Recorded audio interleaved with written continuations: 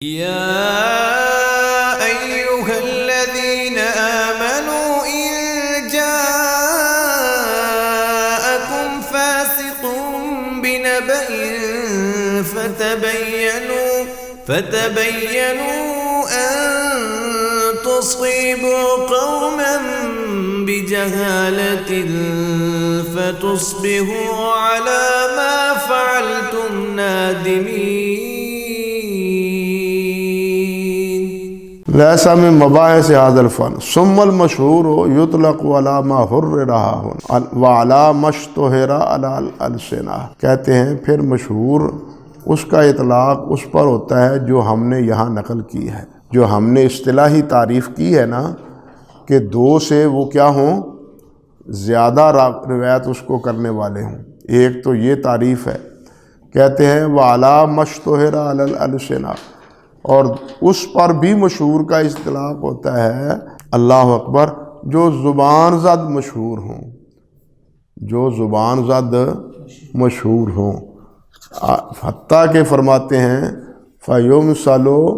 فَيَشْمَلُ مَا لَهُ إِسْنَادٌ وَاحِدٌ فَصَاعِدًا، جس کی یہ شامل ہے جس کو ایک بھی سند یا ایک سے زیادہ سند ہو، بل ما لا یوجد له اسناد اصلا، بلکہ اگر اس کی بالکل کوئی سند نہ ہو تو اس پر بھی مشہور کا اطلاق ہو جاتا ہے، اس پر بھی مشہور کا اطلاق ہوتا ہے. زبان پر عام، جس طرح کہ یہ کتنی مشہور ہے علماء امتی کا انبیاء بنی اسرائیل، علماء امتی کا انبیاء بنی اسرائیل. اللہ اکبر کبیرہ.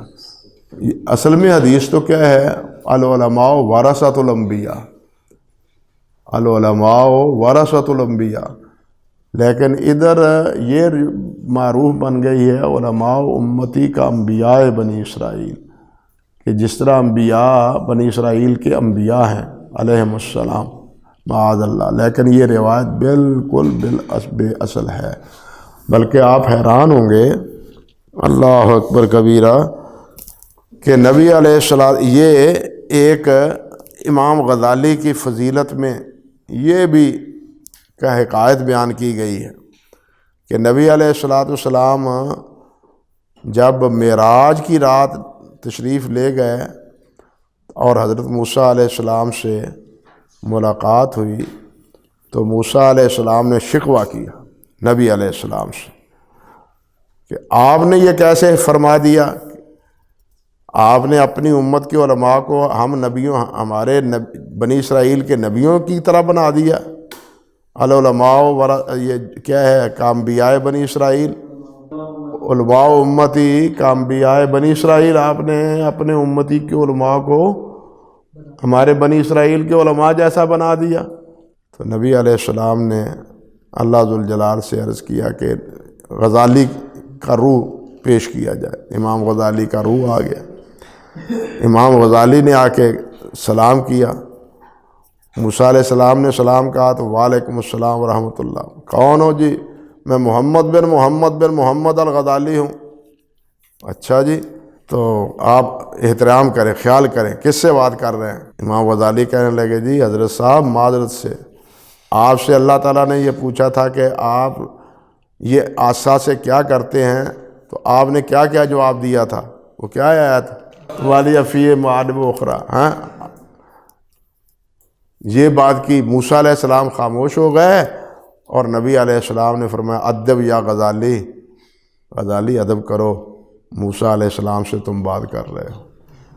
یعنی یہ بھی کتابوں میں باقاعدہ غزالی کے مناقب میں اور غزالی کے احیاء العلوم کے مناقب میں یہ باقاعدہ قصہ لکھا ہوا ہے، اور صوفیوں کی کتابوں میں بھی یہ روایت موجود ہے اور یہ کہانی بھی موجود ہے. مقصد سمجھے یا نہیں؟ لیکن ہے کہاں؟ کوئی پتہ نہیں، کوئی پتہ نہیں. اللہ اکبر.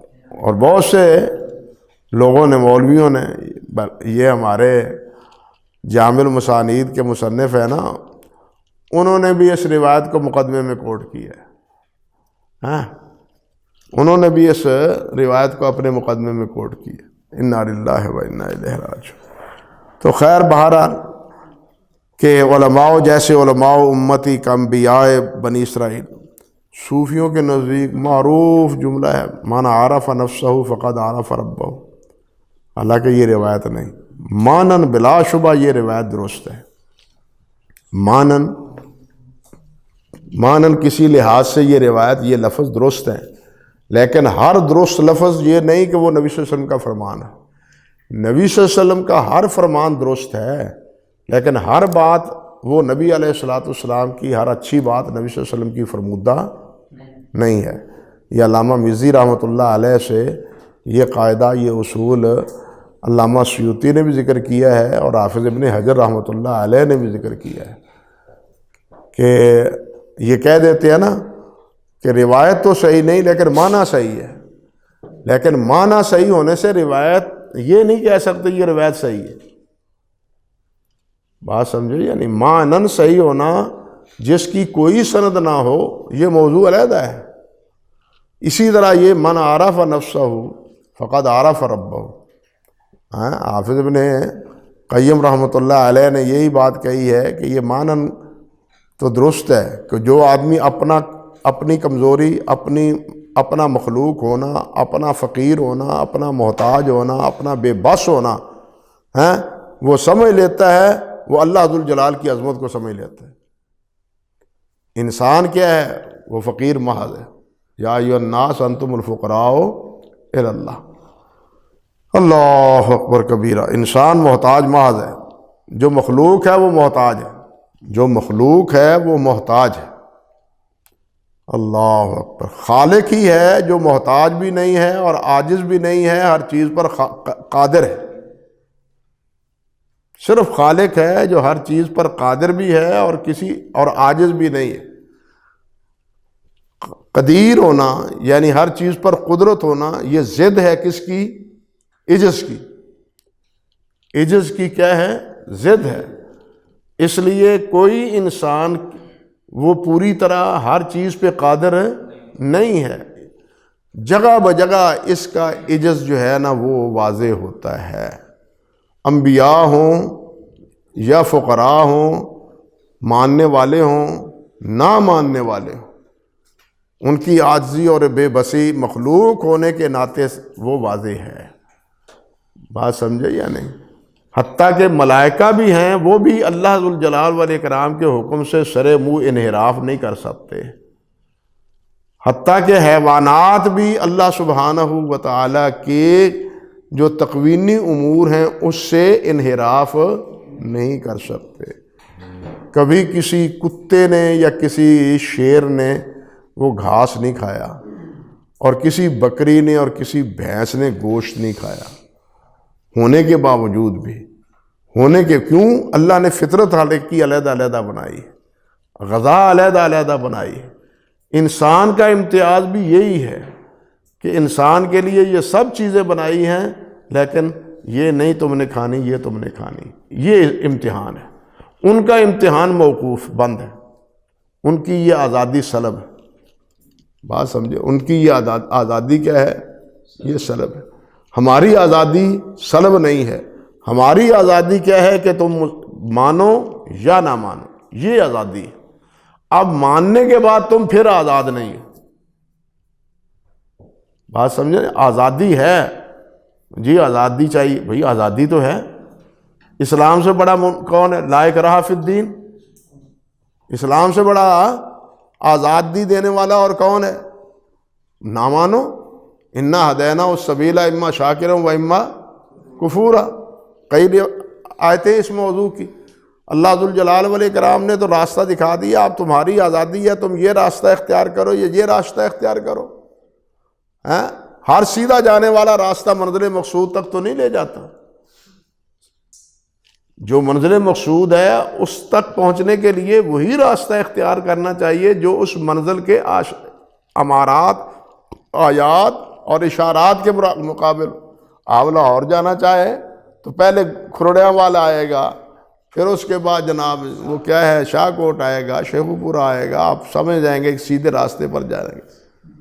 لیکن اگر آپ سیدھی راستہ سمجھ کے ملتان کی طرف چل نکلیں، یہ راستے میں آئیں نا تو آپ لاہور پہنچ جائیں گے۔ ہر سیدھا راستہ منزل مقصود تک نہیں لے جاتا، سیدھا راستہ وہی منزل مقصود تک لے جاتا ہے جو عناوین کے مطابق ہو، علامات کے مطابق ہو۔ یہ قدرت کی علامات ہیں اللہ ذوالجلال والاکرام کے وجود کی۔ یہ آسمان، یہ سورج، یہ چاند، یہ ستارے ہیں، یہ ساری مخلوق اللہ ذوالجلال کے وجود کی کیا ہے؟ علامت ہے، کہ یہ چیزیں علامات ہیں، اشارات ہیں کہ اللہ ہے، خالق ہے۔ تو خیر بہرحال کہنے کا مقصد یہ ہے کہ من عرف نفسہ فقد عرف ربہ، یہ روایت کے لفظ تو بالکل صحیح نہیں، لیکن معنوی طور پر اگر دیکھا جائے تو یہ مفہوم درست ہے کہ جو اپنے آپ کو پہچان لیتا ہے، وہ جس میں آ جاتی ہے نا، وہ انسان ہی نہیں رہتا، وہ میں بکریوں والا بن جاتا ہے، ہاں وہ جانوروں والا میں بن جاتا ہے، جانور ہوتا ہے۔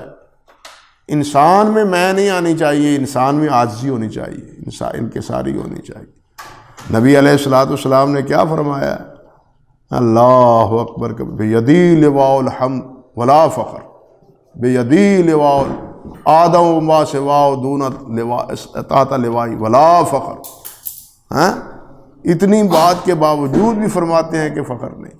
اس لیے انسان کی انسانیت اسی میں ہے کہ وہ انکساری اور عاجزی اختیار کرے۔ اللہ اکبر کبیرہ۔ اسی طرح بہت سی مشہور روایتیں ہیں فقہاء کے نزدیک، یہ بڑی معروف ہے، ابغض الحلال عند اللہ الطلاق، زبان زد عام ہے، ابغض الطلاق حلال عند اللہ ہے، اللہ کے کوئی روایت نہیں، کوئی سند نہیں ہے اس کی۔ اصولیوں لفظ اسی طرح معروف ہے، رفع عن الامتی الخطا والنسیان، حالانکہ یہ روایت بھی صحیح نہیں۔ صحیح لفظ جو ہیں ان اللہ تجاوز من امتی الخطا والنسیان کے لفظ۔ تو بہت سے الفاظ ہیں، یا اسی طرح یہ اصولیوں فقہاء کے نزدیک کہ اذا روی عنی فارضوہ علی کتاب اللہ، یہ جتنی اصول کی کتابیں ہیں، فقہاء کے اصول کی کتابیں ہیں، اس میں یہ روایت ہے کہ اذا روی عنی، جب مجھ سے کوئی روایت بیان کی جائے تو فارضوہ علی کتاب اللہ، تو اس کو اللہ کی کتاب پر پیش کرو، کوئی روایت نہیں، سمجھے یا نہیں؟ تو بہت سی، جس طرح حافظ رحمۃ اللہ علیہ نے فرمایا ہے کہ مشہور روایت کے لیے یہ ضروری نہیں ہے کہ اس کی سند بھی ہو، ایک سند ہو بھلے ٹھیک ہے، لیکن اس کے لیے یہ ضروری نہیں، یہ بھی ضروری نہیں کہ کوئی سند نہ ہو، زبان پر مشہور ہے لیکن وہ روایت کسی اعتبار سے بھی ٹھیک۔ جس طرح یہ مشہور، دیکھیے کتنی مشہور ہے، ہماری تمام جتنی کتابیں پڑھائی جاتی ہیں، القاسب حبیب اللہ، یہ جتنی کتابیں سکولوں میں پڑھائی جاتی ہیں، سکولوں میں لکھا بھی ہوا ہے القاسب حبیب اللہ، کوئی روایت نہیں، کوئی سر پر پیر نہیں ہے اس کا۔ اطلب العلم یعنی من ولو کان بالسین، کوئی روایت نہیں ہے۔ یعنی اتنی روایتیں مشہور ہیں علم کے حوالے سے بھی، ہیں مشہور۔ اور آج یہ بھی دیکھتے ہیں طلب العلم میں، آپ دیکھیے تنبیہ رہے آپ سے، طلب العلم فریضۃ علی کل مسلم و مسلمۃ، مسلمۃ کے لفظ نہیں ہے لیکن لکھے ہوئے کتابوں میں لکھے ہوئے ہیں۔ ہاں تو یہ چیزیں ہیں، یعنی بہت سی زبان زد عام چیزیں ہیں جو عام ہیں، مشہور ہیں، لیکن وہ حدیث نہیں۔ اور اسی موضوع پر سب سے اچھی کتاب علامہ سخاوی رحمۃ اللہ علیہ کی ہے، اللہ آپ کا بھلا کرے، المقاصد الحسنہ، المقاصد الحسنہ فی بیان کثیر من الاحادیث المشتہرہ علی الالسنہ۔ اب تو یہ 4-5 جلدوں میں تحقیق کے ساتھ چھپ گئی ہے، پہلے ایک ہی جلد میں یہ کتاب چھپی ہوئی تھی۔ اللہ اکبر، بہت اچھی کتاب ہے المقاصد الحسنہ۔ اللہ اکبر۔ المقاصد الحسنہ کا اختصار کیا تھا علامہ عبد الرحمن الدبی نے، زبیدی رحمۃ اللہ علیہ نے، اور اس کا نام رکھا تھا تمییز الطیب من الخبیث فیما یدور علی السنۃ الناس من الحدیث، اور اس پر پھر استدراک کیا تھا شیخ الحوت بیروتی نے، اور وہ کتاب چھپی ہوئی ہے اصنع المطالب فی احادیث مختلفۃ المراتب۔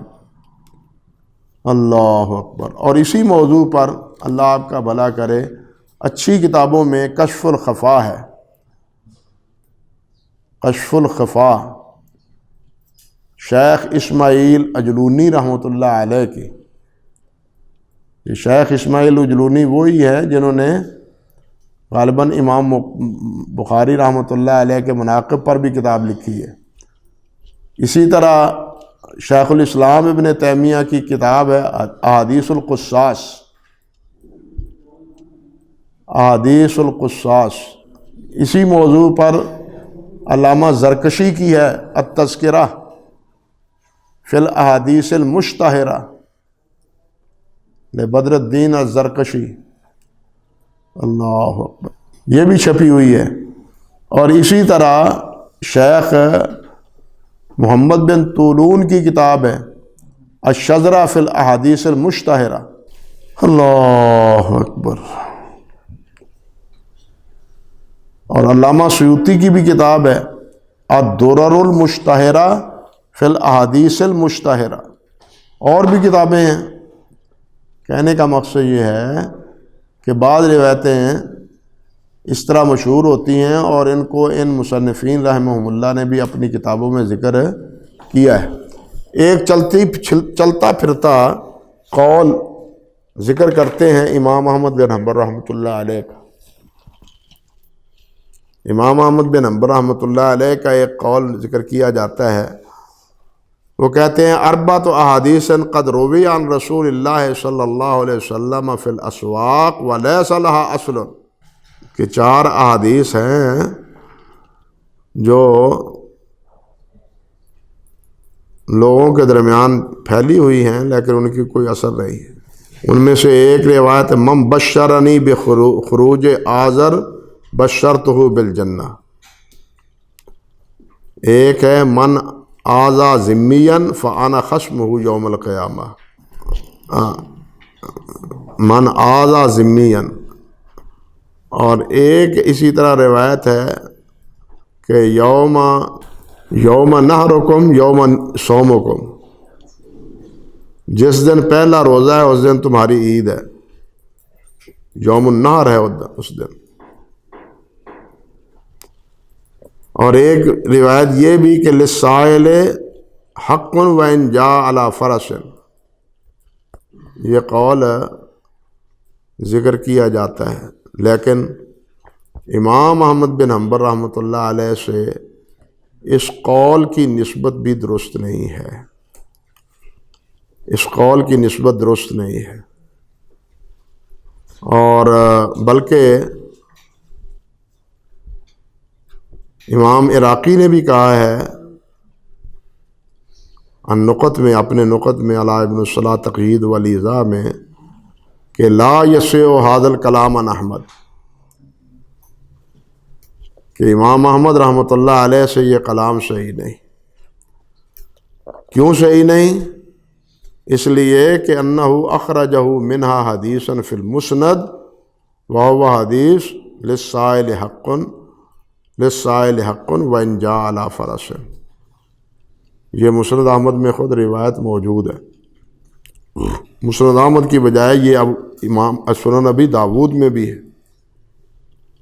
سنن ابو داود میں بھی ہے۔ اس لیے یہ جو قول امام احمد رحمۃ اللہ علیہ سے منقول ہے، الباعث الحسیس میں یہ قول لکھا ہوا ہے، ہاں جی، اور ان سے پہلے یہی قول ابن جوزی نے بھی موضوعات میں ذکر کیا ہے 236 جلد 2 میں، لیکن امام احمد بن حنبل رحمۃ اللہ علیہ سے یہ قول منقول صحیح سند سے نہیں ہے، کیونکہ خود جن روایات کی انہوں نے اشارہ کیا ہے ان میں سے ایک روایت تو وہ ہے جسے خود امام احمد رحمۃ اللہ علیہ مسند میں لائے ہیں، اور امام ابو داود بھی اسے سنن ابی داود میں لائے ہیں، اگرچہ اس روایت میں بھی کلام ہے۔ اللہ اکبر کبیرہ۔ خلاصہ کلام یہ ہے کہ بعض اوقات مشہور روایت وہ ہوتی ہے جس کی ایک آدھی سند ہو، وہ صحیح ہو یا ضعیف ہو، اور بسا اوقات وہ بھی مشہور ہوتی ہے جس کی کوئی سند نہ ہو لیکن زبان زد عام ہوتی ہے اور لوگ اس کو صحیح حدیث سمجھتے ہیں، مگر ایسی روایات جو ہیں وہ اصطلاح حدیث میں مشہور کہلاتی نہیں ہیں۔ تاہم پھر بھی یہ ان حضرات کی محدثین رحمہم اللہ کی قد و کاوش ہے کہ امت کو خبردار کرنے کے لیے انہوں نے ایسی روایات کی نشاندہی بھی کر دی ہے۔ اللہ اکبر کبیرہ۔ انہی روایتوں میں یہ بھی روایت ہے نا کہ سیکون فی امتی رجل یقال له ابو حنیفہ وهو سراج امتی۔ اللہ اکبر، ایسی گپوں والی کتاب ہے مناقب موفق کی کہ پناہ بخدا، سندوں پہ سندیں نقل کیے جا رہا ہے، لیکن کوئی حیا شرم نہیں۔ انا للہ و انا الیہ راجعون۔